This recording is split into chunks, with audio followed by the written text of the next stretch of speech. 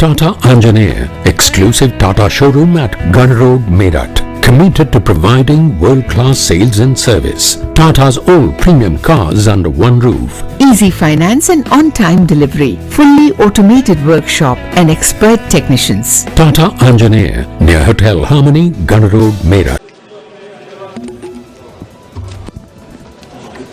मैं धन्यवाद देना चाहता हूं अध्यक्ष महोदय आपका।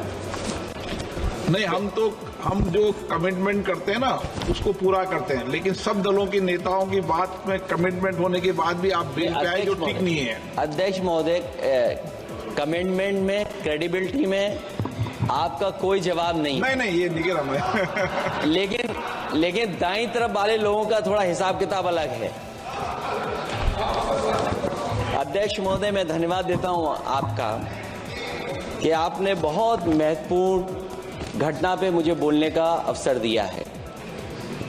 संभल जो इसलिए जाना जाता था कि भाईचारे के साथ वहां रहते हैं लोग, वहां अभी से नहीं, सदियों पुराना भाईचारा हजारों साल से इसी तरह रहते आए हैं।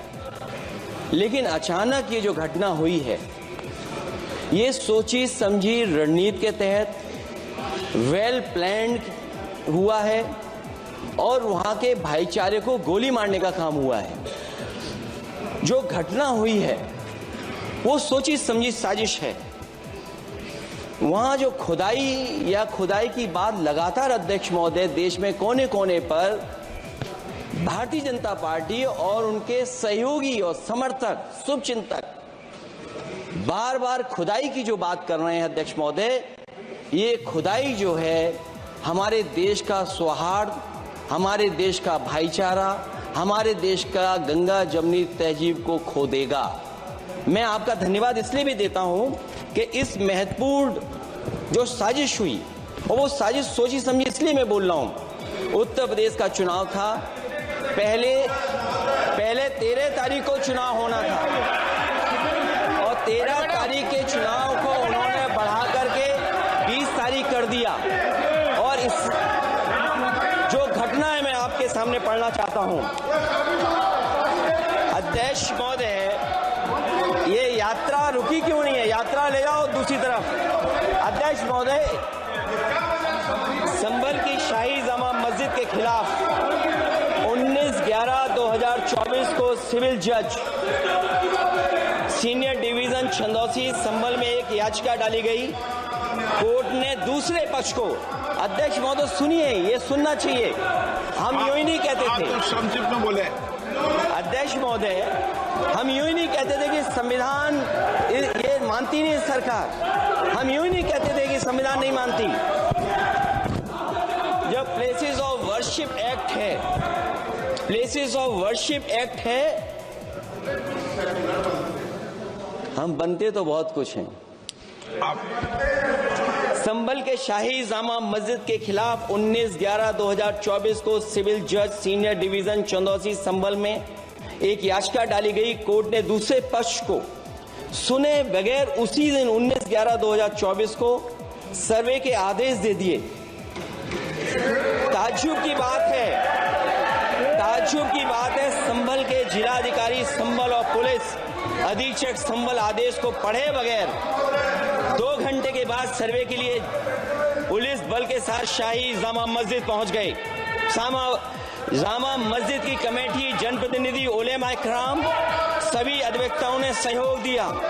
जिलाधिकारी संभल और पुलिस अधीक्षक संभल ने 2.5 घंटे सर्वे के बाद कहा सब सर्वे पूरा हो चुका है और अब रिपोर्ट कोर्ट को भेज दी जाएगी। लेकिन दिनांक 22/11/2024 फ्राइडे को जुमे की नमाज के लिए लोग नमाज अदा करने के लिए जामा मस्जिद पहुंचे, लेकिन पुलिस प्रशासन ने बैरिकेड लगा दिया ताकि लोग नमाज न पढ़ सकें। उसके बाद भी लोगों ने संयम बरतते हुए नमाज अदा की और किसी प्रकार का विरोध प्रदर्शन नहीं किया। 29/11/2024 को कोर्ट की अगली तारीख तय थी। शाही जामा मस्जिद की कमेटी और मुस्लिम समाज के सभी लोग कोर्ट में केस की पैरवी के लिए तैयारी कर रहे थे, परंतु दिनांक 23/11/2024 की रात पुलिस प्रशासन द्वारा कहा गया 24/11/2024 यानी अगले दिन सुबह को दोबारा सर्वे किया जाएगा। शाही जामा मस्जिद कमेटी और अधिवक्ता ने कहा कि इस सर्वे तो मुकम्मल हो चुका है, अब दूसरे सर्वे की क्या आवश्यकता है? कोर्ट के आदेश का हमने पालन कर दिया। अगर दूसरे सर्वे कराना है तो दोबारा आदेश करवाएं। कोर्ट के आदेश के बाद हम दोबारा सर्वे करा देंगे। लेकिन जिलाधिकारी संभल और पुलिस अधीक्षक संभल ने कोई सुनवाई नहीं की और तानाशाही दिखाते हुए सुबह के वक्त से पहले शाही जामा मस्जिद आ गए। शाही जामा मस्जिद कमेटी और मुस्लिम समाज के लोगों ने फिर भी धैर्य रखा और दोबारा सर्वे के लिए अंदर ले गए। सर्वे के दौरान करीब 1.5 घंटा बाद जब जनता को सूचना मिली तो वो इकट्ठा होना शुरू हो गए।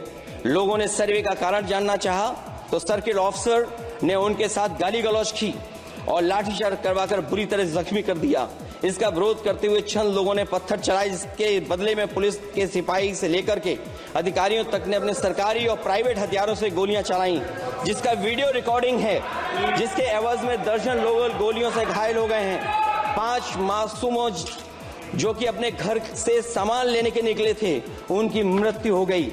संभल का माहौल बिगाड़ने में संभल का माहौल बिगाड़ने में याचिका दायर करने वाले लोगों के साथ पुलिस और प्रशासन के लोग जिम्मेदार हैं। इनको निलंबित किया जाना चाहिए और हत्या का मुकदमा चलाया जाना चाहिए, जिससे कि लोगों को इंसाफ मिल सके और आने वाले समय में कोई इस प्रकार की संविधान के खिलाफ और गैर कानूनी घटना को अंजाम न दिया जा सके। अध्यक्ष महोदय, ये लड़ाई दिल्ली और लखनऊ की है। No please. कभी दिल्ली पहुंचे थे जिस रास्ते, वही लखनऊ वाले उसी रास्ते पहुंचना चाहते हैं। उज्जर रमन सिंह जी 2 मिनट बोल रहे, आप 1 मिनट बोल रहे हैं। हो गया विषय आपका अखिलेश जी विषय हो गया आपका। अखिलेश जी विषय हो गया। ऐसे ही तमाम खबरों में बने रहने के लिए हमारे चैनल न्यूज ब्लॉग्स को सब्सक्राइब करें, वीडियो को शेयर करें और हाँ, लाइक करना बिल्कुल भी ना भूलें।